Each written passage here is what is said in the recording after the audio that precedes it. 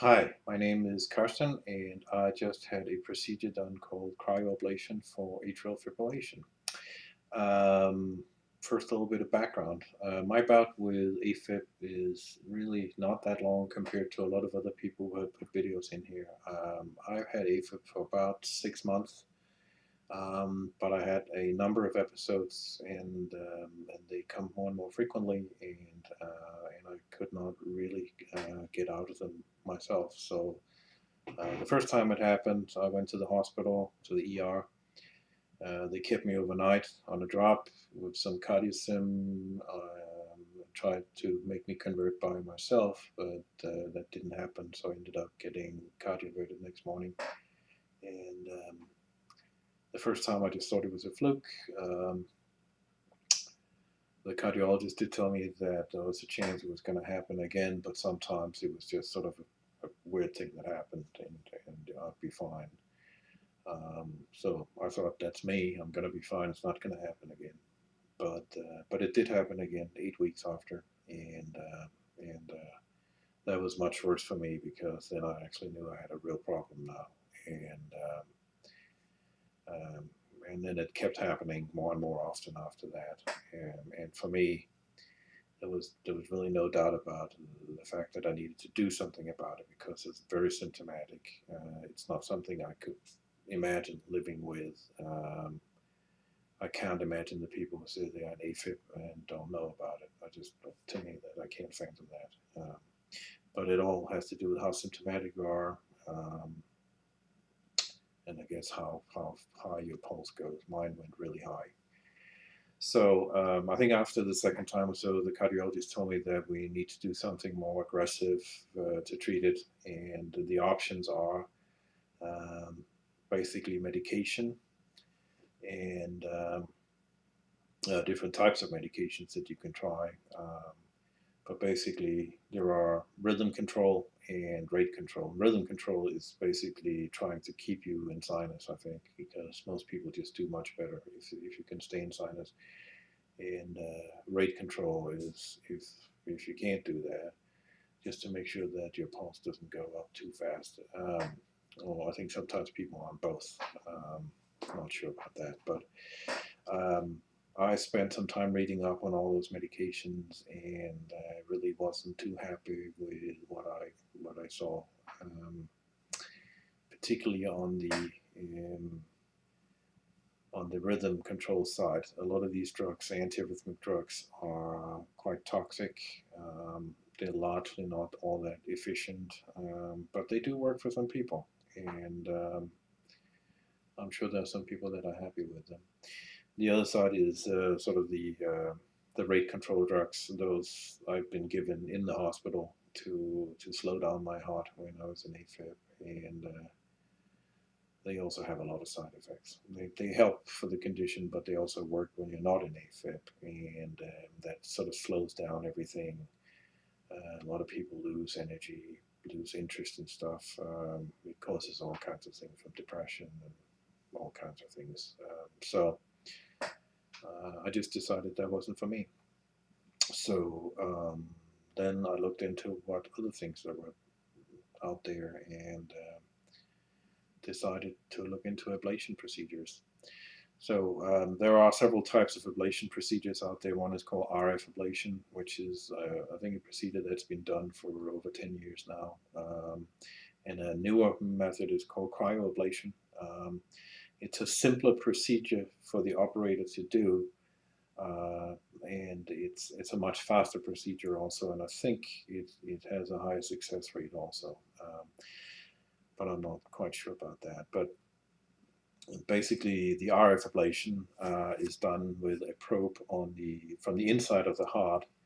Um, you go up and you make small burns around the edge of the pulmonary veins to create isolation. So the basic idea with these procedures in both cases is that scarring does not conduct electricity, and therefore you keep out the signals that makes the heart go into AFib. Cryoablation is another method. You go in with a balloon and then inflate the balloon, and you basically have contact with the whole circumference of the inside of the pulmonary vein, and create one big scar in one go. So that makes a lot more sense to me.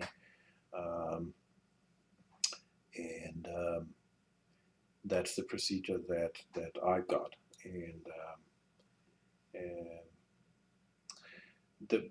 the way it's done is that the catheter is threaded in through your groin and up into your heart, and then they punch a hole um,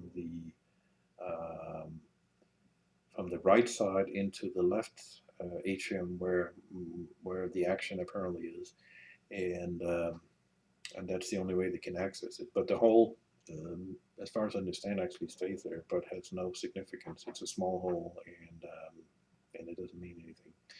Um,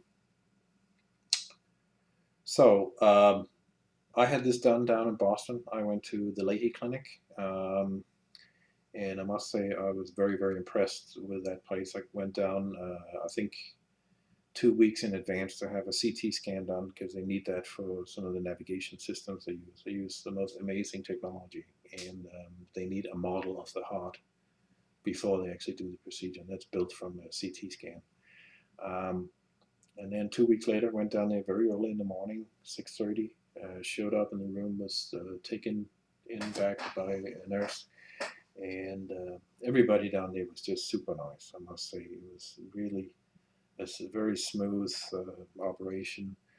So you have to talk to all kinds of people before you can actually start doing the procedures. So I started off with I think, anesthetist, and then there's people from radiology. They also do a transesophageal echo to make sure that you don't have a blood clot in your heart before they start. If you do, they can.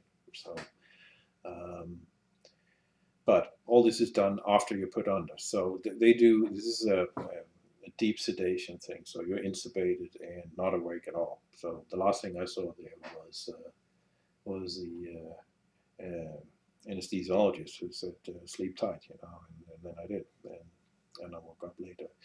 I think I was in the sort of prep area for about 2 hours. I think my procedure was supposed to start at 8 o'clock, the actual procedure, and I think maybe it was 8:30 or something like that before we actually started. But I walked into the procedure room myself and lay down and got hooked up, and then after the anesthesiologist had given me whatever it is they give you, I was out. So I didn't see a thing.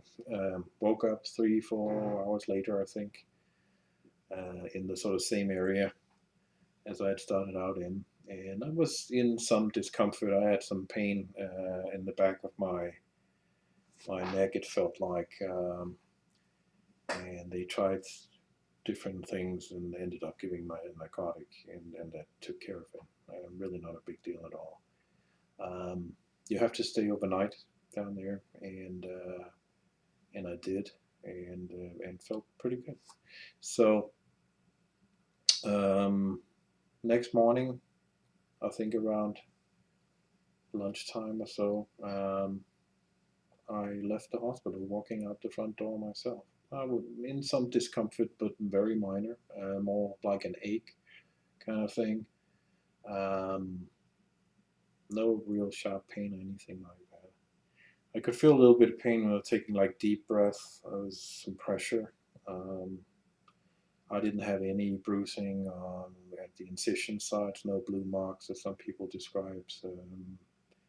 And now 5 days later, you couldn't really tell it was there if you didn't know it. It just looks like mosquito bites or something like that now. So the good news is that my heart has not skipped a beat since I came home here, and generally they tell you that there's a 90-day wait period before they will judge either success or failure of the procedure. So some people can come out and be an AFib a couple of times and still be a successful procedure because it will fade out over time. But I haven't had a thing.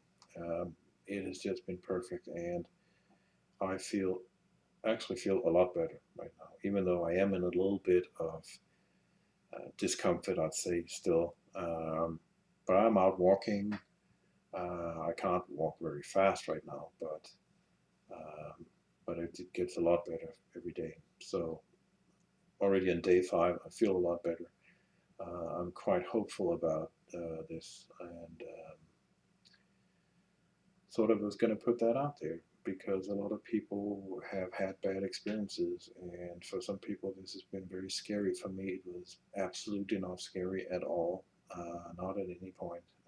A lot of that, of course, has to do with the doctors and nurses down there that just were extremely professional, but it's also a very smooth procedure. So if this is something you're considering or something that you may have to do, um, I'll just say that my experience of this whole thing was it was very, very easy, very smooth. So far, I've had no problems whatsoever, none at all. So I'm going to try to put another video out here a bit later, and I'll let you know if I do experience any problems. But so far, it's just been smooth sailing. So good luck to you all. Okay.